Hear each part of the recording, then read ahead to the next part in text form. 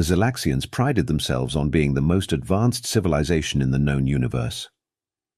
Their crystalline bodies sparkled with internal bioluminescence as they floated through their pristine cities suspended in the clouds of their homeworld. They had mastered quantum mechanics before most species had figured out basic arithmetic. Their technology was so advanced that they considered faster-than-light travel about as impressive as learning to tie shoelaces. But for all their superiority and achievements, there was one universal law that even the mighty Xylaxians followed without question: don't wake the humans. It wasn't that humans were particularly scary, at least not at first glance. They were rather unimpressive biological entities who had barely managed interstellar travel before their great hibernation. The stories said they had collectively decided to enter cryosleep sometime during their Third World War, when their planet's resources were nearly depleted. Entire colonies of humans now floated through space in massive ships, sleeping away the centuries, while their automated systems kept them alive. No one really knew why the rule existed. It had been passed down through generations, translated into thousands of languages, and enforced by every spacefaring civilization. The galactic archives contained countless warnings, all saying the same thing: let them sleep. Chief Science Officer Xylith brushed his crystalline appendages against the control panel of his research vessel, bringing up the holographic display of the latest human colony ship they'd discovered. His crew maintained a respectful distance as per protocol. The ship was ancient by their standards, practically an antique, yet something about it made his crystals vibrate with unease. Fascinating creatures, he mused aloud, his voice resonating through his crystalline form. They look so peaceful when they sleep. Hard to believe they're the reason for our most sacred rule. If only he knew how right he was to be nervous. It was supposed to be a routine scan. That's what Xylith would later tell the Emergency Council, his crystalline form dimmed with shame. Just a standard analysis of the human ship's outer hull, nothing invasive, nothing dangerous. But his junior researcher, Zix, had other ideas. Fresh out of the Galactic Academy with top honors and enough confidence to fill a solar system, Zix had been fascinated by human biology since their first encounter with the colony ship. Their scans had revealed something peculiar about the cryogenic systems, an efficiency that defied their advanced understanding of thermodynamics. Just a small probe, Zix had insisted, their crystalline structure vibrating with excitement. We won't even touch the humans. Think of the scientific implications. Xylith should have known better. The moment they activated the probe, something changed. The ancient human ship, which had been dormant for centuries, suddenly hummed to life. Warning signals blared across their research vessel's monitors. "What did you do?" Xylith's voice crackled with panic, his usually melodious tones shattering into discordant frequencies. "Nothing. The probe's quantum signature must have resonated with their cryogenic field." Zix's form had lost all its luster, turning nearly transparent with fear. On their main view screen, pods began activating one by one, like stars appearing in an evening sky. Thousands of them. The ship's ancient systems, far from being primitive, executed a flawless awakening sequence that their sensors could barely track. "Emergency transmission to High Command," Xylith barked, his crystals now pulsing with anxiety patterns. "Code ultraviolet. I repeat, code ultraviolet. Human awakening in progress in Sector 7. The response was immediate. Within moments, their small research vessel was surrounded by a fleet of Xylaxian warships, their crystalline hulls forming a containment pattern around the human vessel. The High Commander herself appeared on their screen, her ancient form a deep purple with rage. "You absolute neutron stars for brains!" she bellowed, using an insult so old it predated faster-than-light travel. "Do you have any idea what you've done? The humans were supposed to sleep for at least another millennium."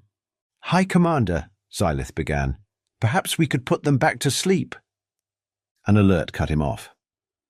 The human ship was powering up its ancient engines. Systems that shouldn't have worked were coming online with terrifying efficiency, and their scans detected brainwave patterns indicating the humans were not just awake, they were angry. "Too late!" The High Commander's voice had dropped to a whisper. "They're awake! May the First Light have mercy on us all!" In the following moments of chaos, as emergency protocols were enacted and evacuation orders were given, Zix turned to Xylith with what would become the understatement of the millennium. "I don't suppose this will look good on my performance review." The human ship's communication systems crackled to life, broadcasting on all frequencies in a language not heard in centuries. The message was short, clear, and would soon become infamous throughout the galaxy. "Who dares disturb our slumber?" The Zelaxian diplomatic corps prided itself on handling first contact situations with impeccable grace. They had smoothed over wars, prevented genocides, and once talked a hive mind out of converting an entire galaxy into paperclips. But nothing in their extensive training had prepared them for dealing with grumpy humans who had just been rudely awakened from their cosmic nap. Ambassador Crystal, a name chosen specifically because humans supposedly appreciated literal translations, led the delegation. Her crystalline form was polished to perfection, refracting light in the most aesthetically pleasing patterns according to 16 different species beauty standards. "Remember," she briefed her team, "we must be diplomatic, respectful, and above all, apologetic. We've disturbed their rest. How bad could it be?" The answer, as it turned out, was very bad indeed. The human ship had allowed them to dock, which the diplomatic team took as a positive sign. They really shouldn't have. The moment they floated through the airlock, they were met by a group of humans in what appeared to be sleeping attire, clutching cups of something that their sensors identified as coffee, a substance that immediately got classified as a potential chemical weapon. "So," drawled the human leader, dark circles under their eyes and hair sticking up in directions that defied several laws of physics, "you're the ones who thought it would be fun to wake up several million humans before their alarm went off." "Most esteemed humans," Ambassador Crystal began her carefully prepared speech, her form glittering with practiced sincerity. "On behalf of the Galactic Alliance, we extend our deepest—" "Save it, Sparkles," the human interrupted, taking a long sip of their coffee. "Do you know how long it took us to synchronize our sleep schedules? Do you have any idea how hard it is to get several million people to agree on nap time?" The diplomatic team exchanged nervous glances, their crystalline forms flickering with uncertainty. This was not in the manual. "We have prepared extensive reparations," another diplomat chimed in, "including the latest in comfort technology, dream enhancement devices and—" The human leader snorted, actually snorted, causing the entire diplomatic team to vibrate with alarm. "Oh, that's rich. You think you can just give us some fancy pillows and we'll go back to sleep? Have you ever tried to get back to sleep after being woken up? It's impossible." Things went downhill from there. The humans, it seemed, had opinions about being woken up. Many, many opinions, and they wanted to share all of them, preferably at high volume. The situation reached its peak when one human discovered that their favorite snack, something called pizza, had gone extinct during their slumber. The resulting tantrum caused 3 diplomatic assistants to crack, and 1 to temporarily lose their crystalline coherence. "This is unprecedented," Ambassador Crystal transmitted privately to High Command. "They're not attempting to destroy us. They're not even threatening war. They're just complaining, endlessly, about everything." The humans had begun organizing what they called a town hall meeting to discuss their grievances. The very concept sent shivers through the diplomatic corps. Millions of grumpy, recently awakened humans, all gathering to voice their complaints simultaneously. "We have to do something," Crystal pleaded with her superiors. "They're talking about forming committees." But it was too late. The humans had discovered that their favorite entertainment platforms were no longer operational. The phrase Netflix and chill was thrown around with increasing hostility. Someone mentioned something called social media withdrawal, and the diplomatic team's universal translators nearly overloaded trying to convey the full emotional weight of that concept. In a final, desperate attempt at peace, Ambassador Crystal offered the humans control of several resort planets where they could chill until they felt ready to sleep again. The human leader's response would be recorded in diplomatic archives as the shortest and most terrifying rejection ever received. Bold of you to assume we'll ever feel ready to sleep again. Now, about those extinct pizza recipes. The Galactic Alliance would soon learn that an awakened human with a grudge was bad enough. An awakened human with a grudge and no access to their favorite comfort foods was nothing short of a cosmic catastrophe. The real trouble began when the humans finally got around to checking their emails, or rather, the quantum-encrypted messages that had accumulated during their centuries-long nap. The Zelaxian High Council watched in horror as humanity's collective mood shifted from mild irritation to something far more concerning: amusement. "Let me get this straight," the human leader said, now on their 15th cup of coffee, addressing the emergency session of the Galactic Alliance.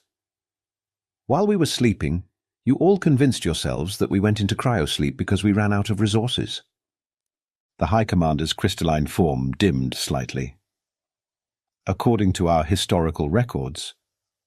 "Oh, this is precious," another human interrupted, actually wiping tears from their eyes. "They really don't know."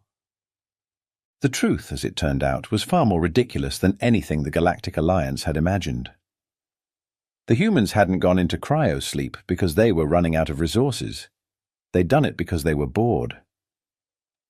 "We'd solved pretty much everything," the human leader explained, scrolling through ancient mission logs with increasing glee. "Clean energy, world peace, universal health care, faster-than-light travel. We even figured out why kids love Cinnamon Toast Crunch. There was nothing left to do."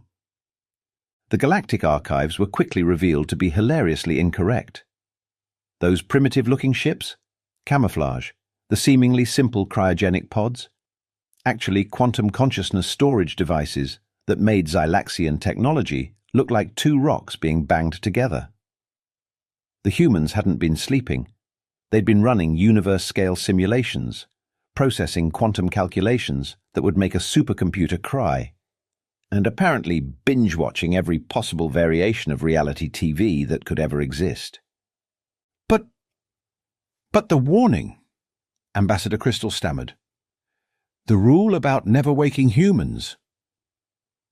"Oh, that?" A human scientist grinned, looking far too pleased with themselves. "We wrote that, scattered it across the galaxy. Best prank ever."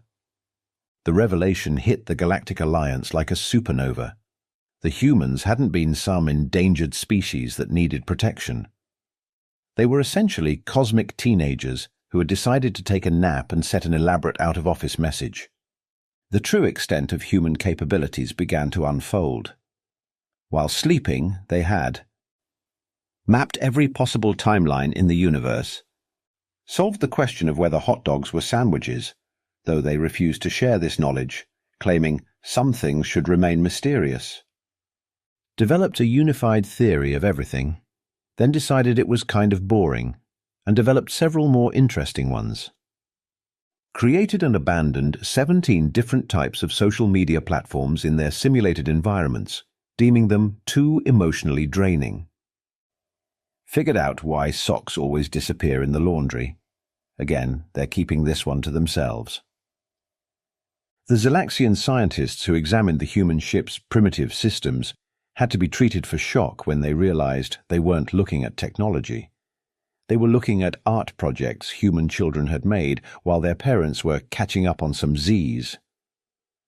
"But why?" the High Commander asked, their crystalline form practically vibrating with confusion.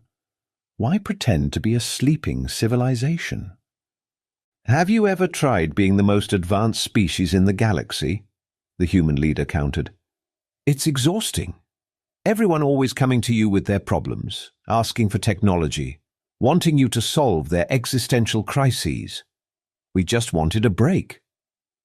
The final blow to the Galactic Alliance's collective ego came when they discovered that humans had actually achieved their advanced state of development before most other species had invented the wheel.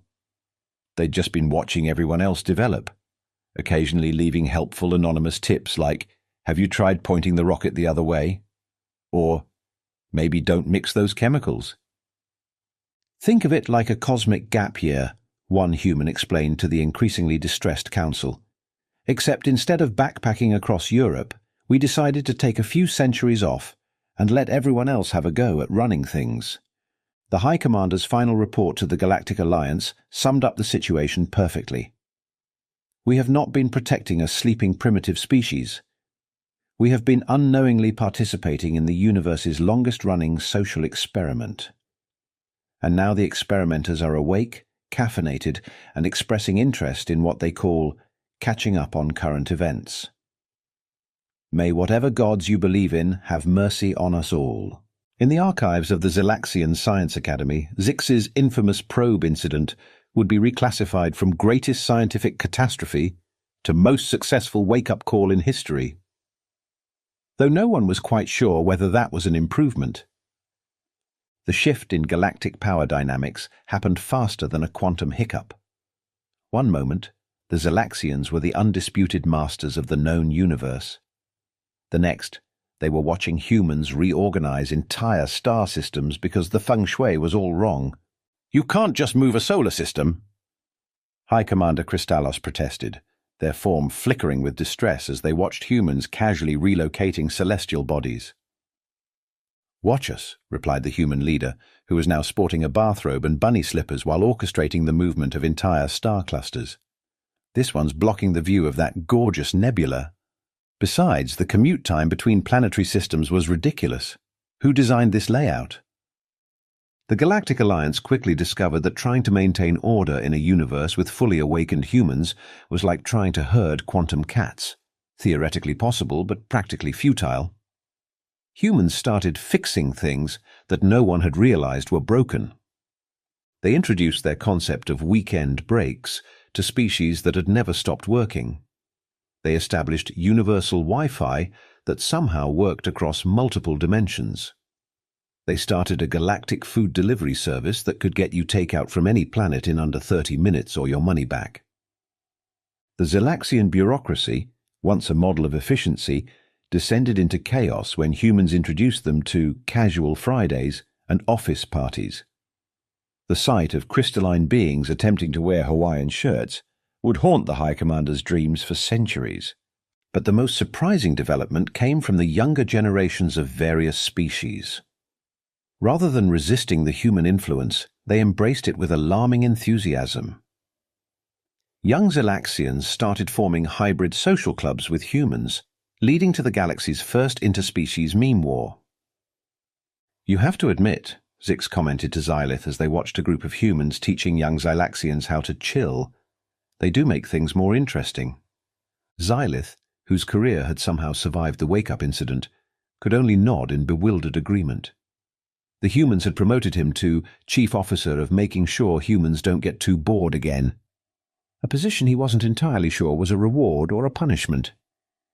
The humans' approach to galactic governance was particularly baffling. They established what they called a Universal Community Center, a massive space station where different species could hang out and vibe. Important diplomatic decisions were now made over game nights and potluck dinners. But what about the proper protocols? Ambassador Crystal had asked, watching in horror as humans settled a centuries-old territorial dispute with an interplanetary karaoke competition. Protocols are just suggestions with fancy hats, the human mediator responded, before announcing the next song, Universal Wind by Darude Sandstorm, a hit from their Sleep playlist. Even the dreaded void crawlers, a species everyone had been terrified of for millennia, turned out to be quite amenable after humans introduced them to hot chocolate and bubble wrap. "We're not evil," their hive mind explained. "We were just really stressed out." The human solution to most galactic problems seemed to involve either naps, snacks, or what they called group therapy. Surprisingly, it worked better than any previous system of governance. They established the Galactic Chill Zone Treaty, which included such revolutionary clauses as mandatory vacation days and the right to Netflix and actually chill. Any species caught working too hard was subject to immediate intervention by the newly formed Department of Taking It Easy. The Zelaxian High Council found itself restructured into what humans called a cosmic coffee club. Important decisions were now made over beverages and baked goods, with the humans insisting that no one could properly solve galactic problems without proper caffeination. "You know what your civilization's problem was," a human explained to a group of bewildered council members. "Too much crystal, not enough flow. You need to learn to go with the gravitational waves, dudes." Perhaps the most stunning development was the formation of the Interspecies Relaxation Coalition. Young Zelaxians, void crawlers, and dozens of other species joined humans in their pursuit of the perfect work-life balance.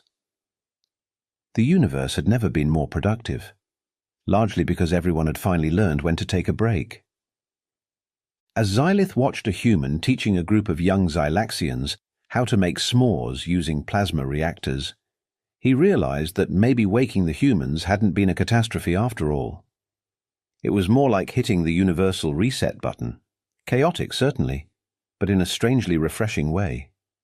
"Chief Officer," a human called out to him, "we're about to start the first annual Galactic Games Night. Want to join? We're playing Monopoly Universal Edition. We modified it to include actual solar systems." Xylith's crystalline form sparkled with what might have been resignation or amusement. These days it was getting harder to tell the difference. "Why not?" he replied. "It's not like the universe could get any weirder." The human grinned. "Oh, just wait until we introduce you to karaoke."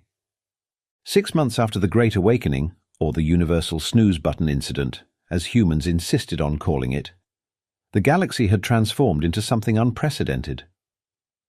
The Zelaxian archives struggled to keep up with the rapid cultural changes, eventually giving up and starting a blog instead. Humans said it was more on-brand. The integration of species produced some truly memorable moments. The void crawlers, once feared across the galaxy, had become surprisingly successful meditation instructors. Their natural ability to induce existential dread was apparently perfect for helping others achieve inner peace. "Nothing helps you appreciate life like a being from the void asking you about your career goals," became a common saying. The Zelaxians found their crystalline nature made them exceptional at what humans called mood lighting. Soon, young Zelaxians were opening trendy space lounges, using their bioluminescence to create atmosphere. The most popular venue, Crystal Vibes, had a 3-century waiting list. But cultural integration wasn't without its hiccups. The first interspecies Olympic Games had to be postponed when someone realized that the high jump event might be unfair to species that could manipulate gravity. The swimming competition was scrapped entirely after humans introduced the concept of pool noodles to aquatic civilizations who took the name too literally. The universal education system underwent a complete overhaul. History class became particularly interesting. Today's topic: why humans pretended to sleep for centuries. Because they were tired? No, because they were tired of us. That's fair. The Galactic Senate transformed into something called a town hall hangout, complete with beanbags and endless supplies of snacks. The only rule was, no discussing politics without pizza. Somehow, it resulted in more productive legislation than ever before. Even the Zelaxian military adapted, though not without some confusion. Their fearsome war cruisers were retrofitted with coffee shops and yoga studios. The sight of crystalline admirals trying to master downward-facing dog became a popular meme across 17 dimensions. Cultural exchange programs led to some interesting developments. Humans introduced the concept of casual dress to species that didn't wear clothes, leading to a galaxy-wide debate about whether wearing nothing was more or less casual than wearing something. The argument was eventually settled by declaring every day Hat Day, because everyone could agree that hats were funny. The universal translation matrix had to be completely reprogrammed to handle human idioms. The phrase "it's raining cats and dogs" caused a panic on 3 different worlds, before someone explained it was just a saying, though the void crawlers did try to make it literal, just to see what would happen. Perhaps the most successful integration came in the form of food. The humans' insistence on combining flavors from different worlds led to culinary innovations that no one had thought possible. The quantum quesadilla became a sensation, though everyone agreed that the void crawler vindaloo was an acquired taste that no one actually wanted to acquire. Xylith, now running the department of keeping things interesting, humans had insisted on renaming his position, found himself mediating between species more often than not. No, you can't actually steal someone's nose. The floor is not literally lava. Yes, humans really do need 8 hours of sleep. No, your face is not a valid diplomatic response. Usually. But despite the chaos, or perhaps because of it, the galaxy was thriving. Different species were not just coexisting, but genuinely enjoying each other's company. The humans' particular brand of organized chaos had somehow created a more harmonious universe than any amount of careful planning ever had. As one human philosopher put it, sometimes you need to wake up the universe to help it dream better. No one was quite sure what that meant, but it sounded profound enough to put on T-shirts, so they did. 1 year after the Great Awakening, the Galactic Alliance gathered for its annual review. The meeting room, now equipped with comfortable recliners and an endless supply of snacks, a non-negotiable human requirement, buzzed with conversation and crystalline chimes of laughter. High Commander Kristallos stood at the podium, their form glittering with amusement. Looking back, we spent millennia enforcing a rule we didn't understand. Don't wake the humans. Turns out they weren't even sleeping. They were just taking a break from babysitting the galaxy. The human leader, still in their signature bathrobe, now the official diplomatic uniform across 3 sectors, raised their coffee mug in acknowledgement. In our defense, you all were doing fine. Mostly. Except for that whole thing with the void crawlers. We said we were sorry about that, the void crawler representative mumbled, adjusting their newly adopted comfort scarf. But as the meeting progressed, Xylith noticed something odd. The humans were starting to yawn. Not just 1 or 2, all of them. His scientific curiosity, the very thing that had started this whole situation, tingled again. "Are you all okay?" he asked the human leader, who was blinking rather slowly. "Oh yeah," they responded, stifling another yawn. "It's just, you know how when you take a really long nap, and then you're awake for a while, but then you get tired again?" The room fell silent. Every crystalline being vibrated with sudden understanding and horror. "You don't mean—" Ambassador Crystal began. "Yeah," the human leader stretched lazily. "We're thinking it's about time for another nap. You all seem to have things under control now. Mostly." But, the High Commander sputtered, their form flickering in panic. "You can't just go back to sleep." "Watch us," the human leader grinned. "Don't worry, we've left instructions this time. Real ones, not just that prank about not waking us up. Although—" They looked around the room with a mischievous glint in their eye. "Maybe we'll keep that rule too, you know, for old time's sake."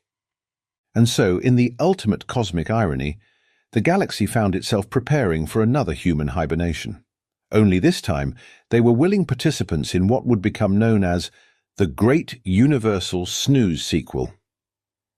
As Xylith watched the humans prepare for their next great nap, he couldn't help but appreciate the absurdity of it all. The one rule the universe had lived by for so long was about to become relevant again, but for entirely different reasons. At least, he mused to himself, his crystalline form twinkling with suppressed laughter, they taught us how to make coffee before deciding to check out again. In the end, the galaxy's greatest truth turned out to be its simplest. Sometimes, everyone just needs a good nap.